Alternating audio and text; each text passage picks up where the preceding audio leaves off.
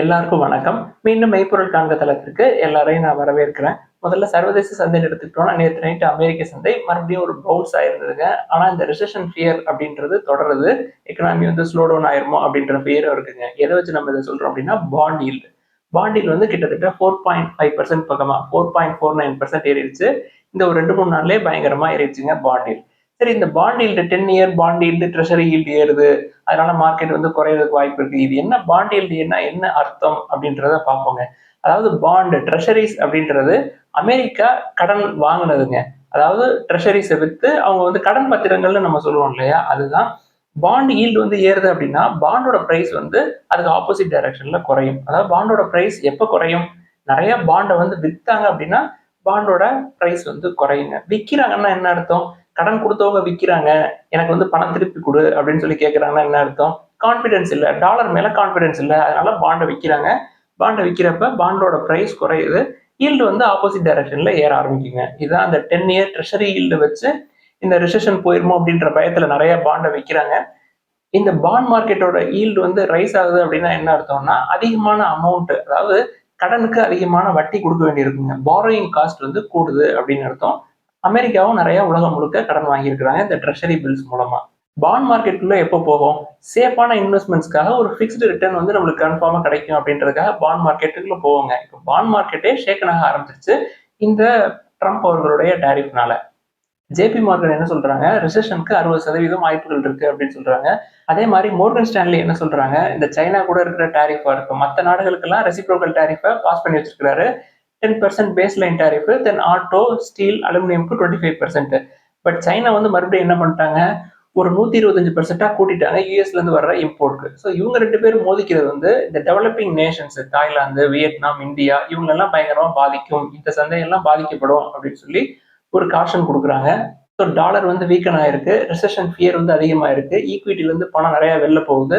So gold price பயங்கரமா ஏறிடுச்சுங்க. இன்னைக்கு 22 carat gold per gram இந்தியாவில் ஒரு $25 ஏறி இருக்கு. அடுத்து பிரெண்ட் க்ரூடுன்னு எடுத்துக்கிட்டோம்னா ஒரு பேரல் $64.17 இருக்கு, 159 லிட்டர். அடுத்து அமெரிக்க டாலருக்கு நிகரான இந்திய ரூபாயோட மதிப்புன்னு எடுத்துக்கிட்டோம்னா 86.10 கொஞ்சம் சரிஞ்சிருக்குங்க. அடுத்து நிப்டி 50 நேற்று ஒரு 400 பாயிண்ட்டுக்கு பக்கமா மேல ஏறினாலும் எஃப்ஐஐஸ் மறுபடியும் வித்துருக்காங்க. ஒரு 2500 கோடிக்கு பக்கமா கேஷ் மார்க்கெட்ல நெட் செல்லர்ஸா தான் இருந்திருக்காங்க. நேற்று ஏப்ரல் 11 வரைக்கும் எடுத்துக்கிட்டோம் அப்படின்னா எஃப்ஐஐஸ் எல்லா செஷனுமே வித்துருக்காங்க. ஒரு 34,641 crores பக்கமா கேஷ் மார்க்கெட்ல வித்து பணத்தை எடுத்திருக்காங்க, நெட் செல்லர்ஸ் இருந்திருக்காங்க. அடுத்து இன்னைக்கு அப்டேட்ஸ்குள்ள போயிடலாங்க. இந்த ரிசெஷன் ஃபியர், ட்ரேட் வார், அதனால எக்கனாமி ஸ்லோ டவுன் ஆகும், இந்திய சந்தை பாதிக்கும், அதெல்லாம் ஒரு பக்கெட் இருக்குங்க. இதெல்லாம் ஃபியூச்சர். பட் இப்போதைக்கு Q4 ஃபினான்ஷியல் இயர் 25 எடுத்துக்கிட்டோம்னா ஏர்னிங்ஸ் எல்லாம் வர ஆரம்பிச்சிருச்சு இல்லையா? இந்த நிப்டி 50 மட்டும் எடுத்துக்கிட்டோம் அப்படின்னா ஏர்னிங்ஸ் கிட்டத்தட்ட 1.9% வரைக்கும் குறையிறதுக்கு வாய்ப்பு இருக்கு இயர் ஆன் இயர் பேசிஸ்ல அப்படின்னு சொல்றாங்க. இப்ப Q4 2024 எடுத்துக்கிட்டோம் அப்படின்னா கிட்டத்தட்ட 18% ரைஸ் இருந்ததுங்க நிப்டி 50யோட ஏர்னிங்ஸ் மட்டும். இதுக்கு முன்னாடி நிப்டி 50ல ஏர்னிங்ஸ் ஃபால் அப்படின்றது எப்பன்னா ஃபினான்ஷியல் இயர் 22 நடந்திருக்கு. 2021-22ல 6% இயர் ஆன் இயர் ஃபால் இருந்திருக்கு. கிட்டத்தட்ட 10 குவார்டருக்கு அப்புறம் இந்த டைம் இந்த ஃபால் இருக்கலாம். கிட்டத்தட்ட 1.9% வரைக்கும் நிப்டி 50யோட ஏர்னிங்ஸ் குறையிறதுக்கு வாய்ப்பு இருக்கு அப்படின்னு சொல்லியிருக்காங்க. யூஎஸ்னால நம்மளுக்கு வரப்போற பாதிப்புகள் ஒரு பக்கத்து இருந்தாலும் இங்கேயே க்ரோத் மியூட்டடா தான் இருக்கு. டிமாண்ட் இன்னும் பீக் போல, இன்ஃபிளேஷன் குறைஞ்சிருக்குங்க.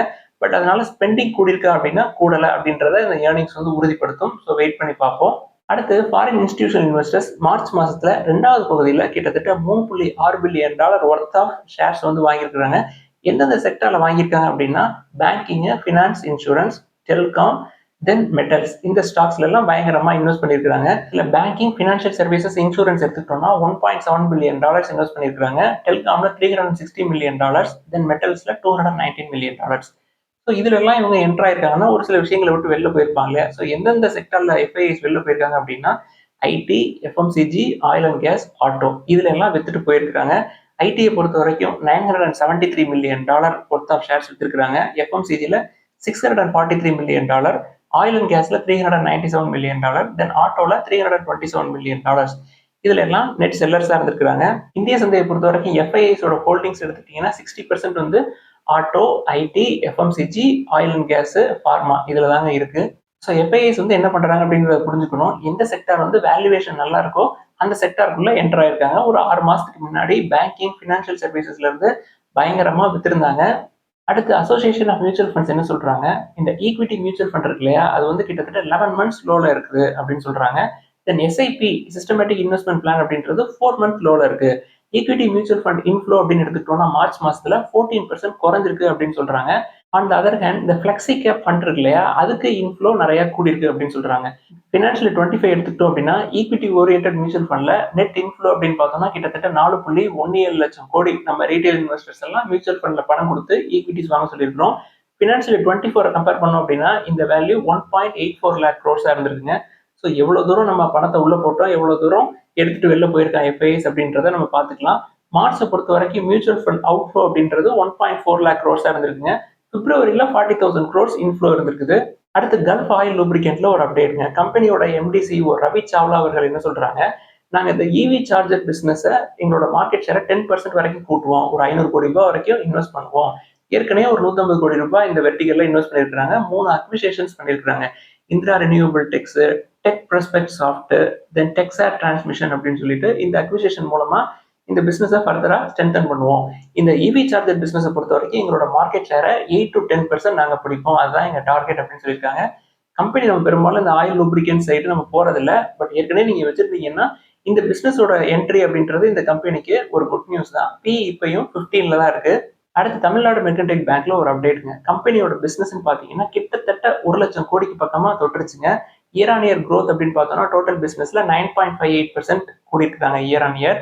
பிசினஸ் அப்படின்னு எடுத்துக்கிட்டோம்னா 98,000 crores இருக்கு. ஸோ ஃபினான்ஷியல் 26ல 1 லட்சம் கோடியை தொட்டுருவாங்க. இது வந்து ஒரு நல்ல மைல் ஸ்டோன்.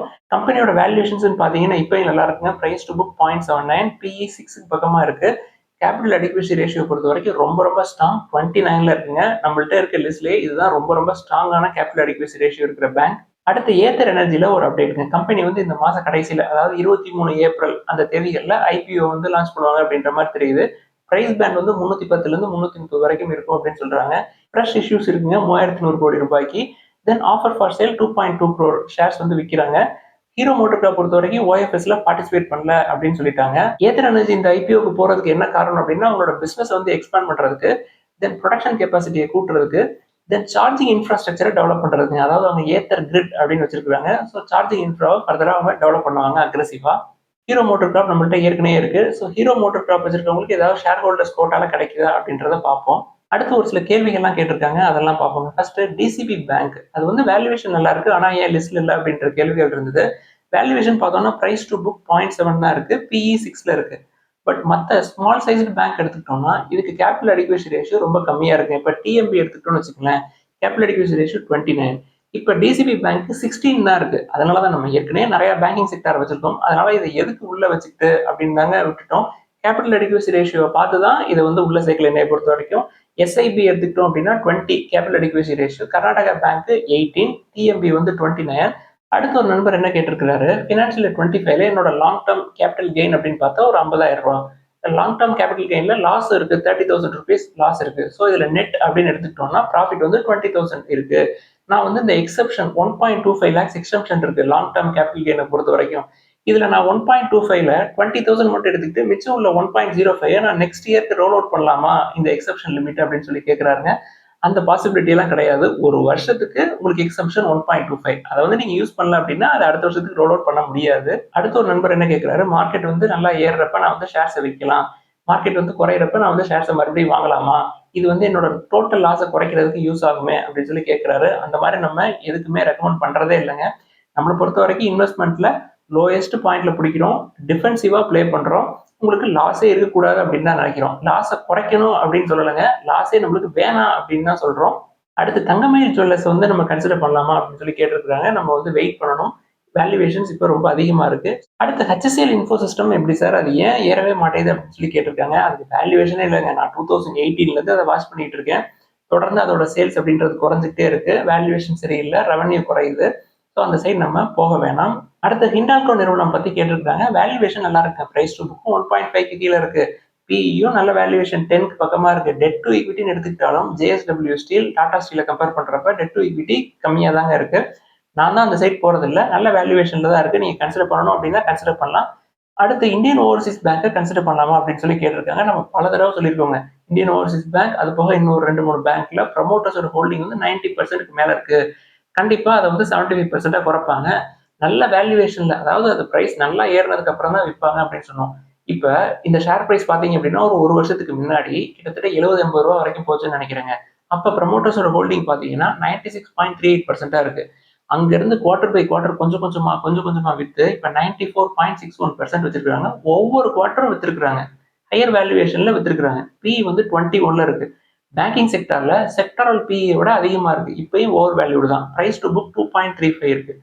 ஸோ இதை கன்சிடர் பண்ற ரேஞ்சில இல்ல. நானும் அந்த சைடு போக மாட்டேன். அடுத்து எல்என்டி ஒரு 3300க்கு நான் வந்து கன்சிடர் பண்ணிட்டேன். இப்ப 3100ல இருக்கு. இப்ப எந்த பிஇ வந்தா நான் வந்து ஆவரேஜ் பண்றது அப்படின்னு சொல்லி கேட்கிறாருங்க. பிஇ நீங்க ஹையர் பிஇல வாங்கிட்டீங்க அப்படின்னா 30 பிஇ வந்து அதுக்கு கீழே வர வர நம்ம ஆவரேஜ் பண்ணலாம் அப்படின்னு சொல்லிட்டோம். இது ஃபர்ஸ்ட் திங்.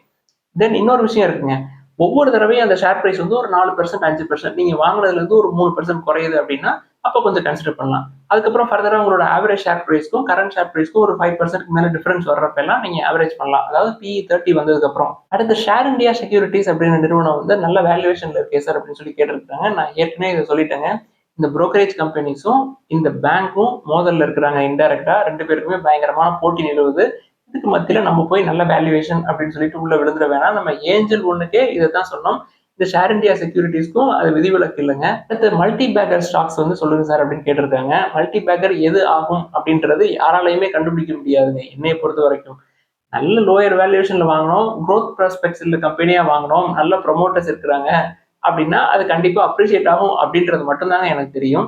இந்த ஸ்டாக் வாங்கினா அது இவ்வளவு நாள் கழிச்சு இந்த இடத்துக்கு போகும் அப்படின்றது என்னால ப்ரெடிக்ட் பண்ண முடியாது. என்னை பொறுத்த வரைக்கும் நான் பிசினஸ் தான் வாங்குறேன். நல்ல ப்ராஃபிட் வர பிசினஸ் வாங்கிட்டு, நல்ல ப்ரமோட் இருக்கிற பிசினஸ் வாங்கிட்டு, நல்ல க்ரோத் ப்ராஸ்பெக்ட்ஸ் இருக்கிற பிசினஸ் வாங்கிட்டு, நான் எதுக்கு அந்த பிசினஸ் விற்கணும்? இதெல்லாம் தாங்க இன்னைக்கு டிஸ்கஸ் பண்ணணும்னு நினைச்சோம். ஏதாவது சந்தேகங்கள், கேள்விகள் இருந்தா எல்லாத்தையும் எழுதுங்க. நம்ம தொடர்ந்து டிஸ்கஸ் பண்ணுவோம். எல்லாருக்கும் நன்றி.